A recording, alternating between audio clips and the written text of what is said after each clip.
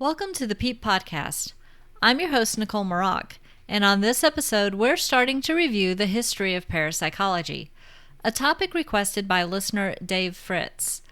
I had a little help with my research when Brandon Masulo, who was on episode 6, shared a photo on his Twitter page of the book that I've used as a basis for much of this information that I'm going to cover. The book is Parapsychology, A Concise History by John Beloff. And I hope I pronounced his name right. Please email me if you know the proper pronunciation and I'm wrong. Also, there are many European names in this episode, and I'll do my best to pronounce them correctly. As an American who's had Latin and Italian courses decades ago, I'm not 100% confident in pronunciations. Considering we have a few centuries to cover, this topic will be broken into several episodes, and I'll use them to fill spaces between guests. My goal is always authenticity, and I'm not afraid to share that sometimes scheduling interviews with busy researchers, professors, and everyday people with personal paranormal stories can be challenging, especially when we all have full-time jobs, families, etc. Before we dive into part 1, allow me the luxury of getting on my little soapbox for just a minute. If looking into the history of parapsychology has taught me anything, or more accurately, reinforced my knowledge of anything, it's that some things never change. Believers are going to believe and point to any grasped straw as evidence of their belief. Skeptics, spelled with a K in this case, are going to doubt, and no amount of solid evidence will convince them. Those in the middle will weigh both viewpoints and do our best to understand that which has yet to be explained. It's not my job to convince the skeptics or to defend the incredible. It is my duty to present the stories that I'm granted opportunities to share, and let you decide for yourself what you wish to believe. As previously noted, most of the following summation of the study of parapsychology comes from Dr. Beloff's book, Parapsychology, A Concise History. Any additional information from other sources will be noted as we go. For as long as people have lived and died, we've had a fascination with the idea of an afterlife, or a world beyond the veil, that which under so-called normal circumstances we cannot see. Angels, demons, ghosts, spirits, fairies, elementals, jinn, and cryptids are subjects of our stories to explain what's on the other side. Beyond myths and folklore, we have anecdotes and documentation of hauntings, apparitions, near-death experiences, and other, till now, unexplained phenomena. Enough for believers to say with self-assurance that there is far more to the world than we know. And even those of a skeptical nature have to admit that in this world, there are things we know, things we don't know, and the things that we don't know, meaning those things that are obscured, hidden, etc. In other words, as much as we'd like to think we do, we don't know everything. To study the paranormal is to be open-minded and curious about the obscured parts of our world. It takes humility and courage to face the unknown, as well as courage to face ridicule from those who refuse to entertain the idea that there is something worth studying here. I applaud those with humility and courage and the insatiable curiosity that have brought us this far. At the end of his foreword, I found a statement by Dr. Beloff that has become a favorite quote of mine. The fact that opinions differ should never be an excuse for not expressing an opinion. One needs also to remember that skepticism is not necessarily a badge of tough-mindedness. It may equally be a sign of intellectual cowardice. In that quote, skepticism is spelled with a K. Often when discussing the paranormal and parapsychology, two different ways of being skeptical are differentiated by spelling the word with a C or a K. Skeptical with a K denotes someone who refuses to believe despite evidence. Skeptical with a C is the more open-minded form of skepticism, which is questioning what's presented and looking for mundane explanations, but also being open to alternative explanations when the evidence points in that direction. Dr. Beloff's book starts with his prologue about Renaissance magic. He felt the need to include that period, even though technically the scientific study of paranormal phenomena didn't really get started until the 1800s. I found it fascinating, so I am going to include it as well. Renaissance magic is separated into two branches, natural and supernatural. The natural branch invoked only properties that were innate to objects, whether terrestrial or celestial. It was closer to science and intertwined with the medicine at the time. The philosophical basis for natural magic was Neoplatonism, which basically stated virtually everything in creation possesses a soul of some description, and that man is a microcosm mirroring the universe, which is the macrocosm. Everything was connected, and the natural magician had to learn how to work with those connections. Astrology and alchemy were sub-branches of natural magic. Some famous names that fit into this category include Henry Cornelius Agrippa, who published his handbook on the occult sciences, De Occulta Philosophia; Philippus Theophrastus Bombastus von Hohenheim, who insisted that man's nature, not evil spirits, was the cause of his illnesses; Giordano Bruno, who was executed in Campo di Fiore, Rome, for, among other things, belief in the plurality of worlds, also known as the possibility of intelligent life on other planets; and Galileo Galilei, who, like Bruno, believed that the Earth revolved around the sun. How dare they? Just kidding. John Dee was also a famous name at this time. He was a court astrologer to Queen Elizabeth and a mathematician and inventor. If any of this sounds odd to you, remember that what scientific theory has yet to prove lives in the realm of magic until proven.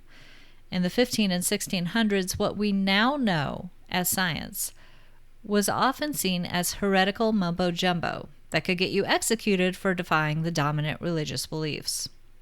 Supernatural, also called supercelestial magic, was derived from the Judaic Kabbalah. It represented the compendium of Jewish mystical beliefs, but its main relevance in this context was its claim that by manipulating the letters of the Hebrew alphabet in various ways, one could spell out the secret and sacred attributes of God or his angels, and thereby conjure up spirits to do one's bidding. Thus the Kabbalah was a species of word magic. But since letters of the Hebrew alphabet also correspond with numerals, it also served as a system of number magic or numerology, and this could be used for prophecy. That last paragraph came from Beloff's book on page 6 as a direct quote. Another direct quote here, Encyclopedia.com offers this passage on one such Kabbalic practitioner.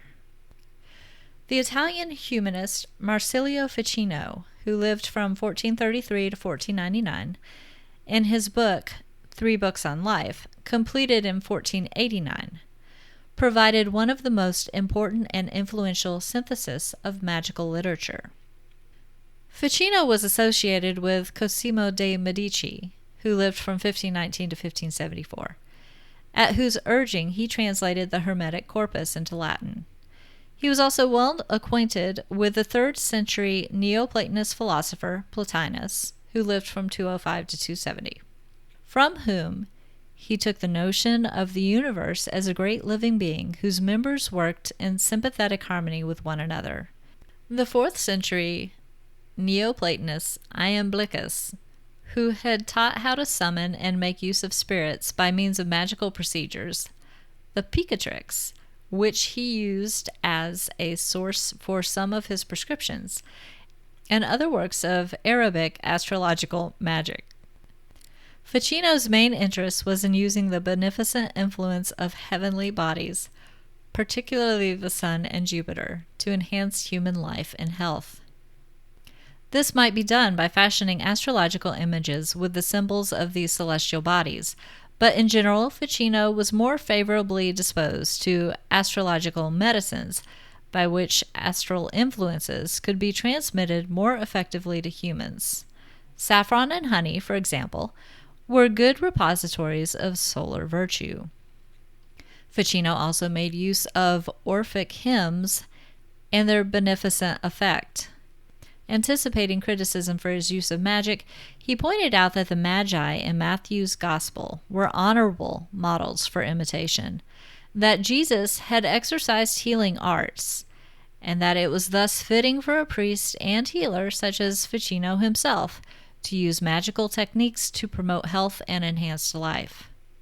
He insisted that he was advocating only natural magic, not demonic magic, although he did see astral powers as coming from heavenly bodies that were associated with attendant spirits, and he left himself open to the suspicion that these spirits were demonic.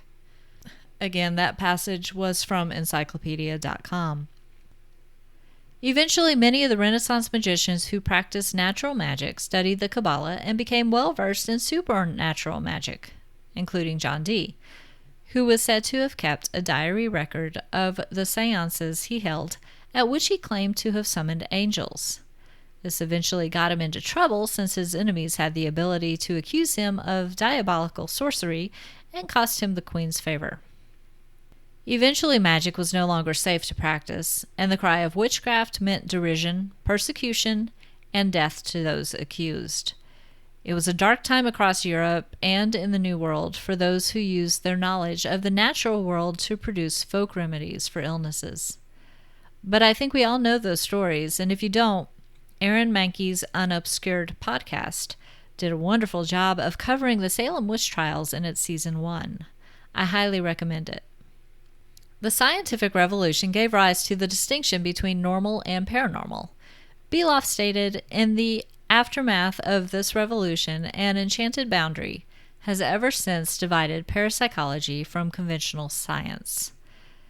The era spans the time from Galileo through Newton, the late 1500s through the early 1700s, and included such names as Descartes and Boyle as well.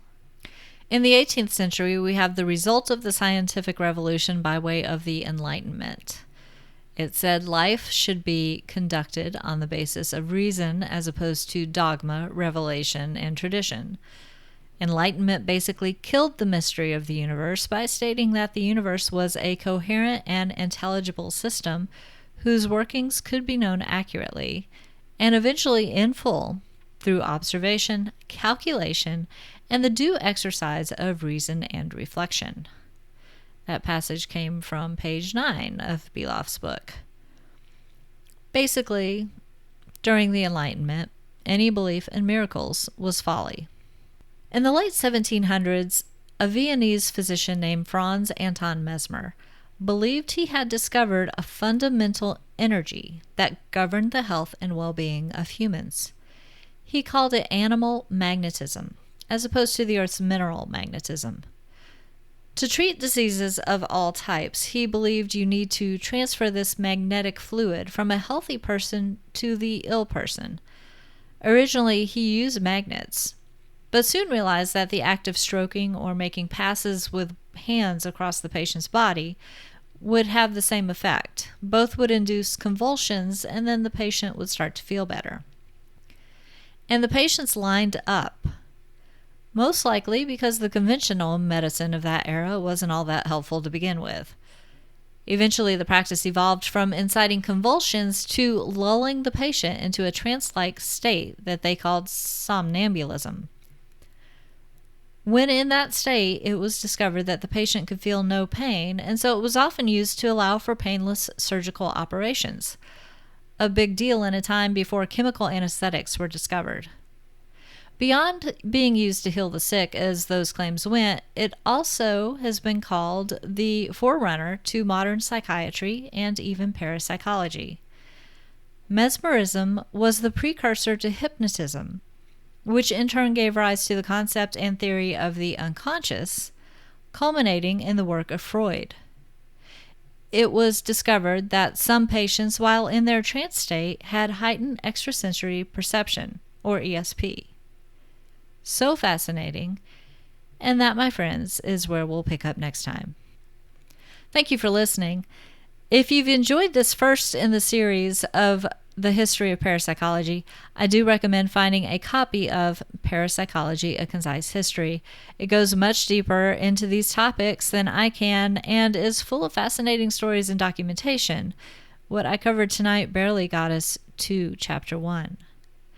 If you have an idea for a show topic, you can fill out the contact form at peeppodcast.com. That's PEEP podcast.com. Remember, that stands for People Experiencing Everyday Paranormal. If I can find a study about it or someone actively researching it, I'll be happy to use it. You can keep up with the show on its Facebook page, facebook.com/peeppodcast. We also have a group now linked from that page that I invite you to join. If you like the podcast, please give it some rating love on your favorite podcast app, share it with friends, and subscribe so you don't miss an episode. Doing so will also help the podcast be found by others. If you're interested in supporting the show financially, I've set up a Patreon page at patreon.com/NicoleMaroc. Patrons will receive special thanks and para-nerd perks. You can also look for the Peep Podcast shop at tpublic.com for t-shirts and other merchandise. No matter how you support the show, listening, telling others about it, Patreon, or sporting a tee, I really just appreciate you being here. Thanks again for listening. Stay safe and be well.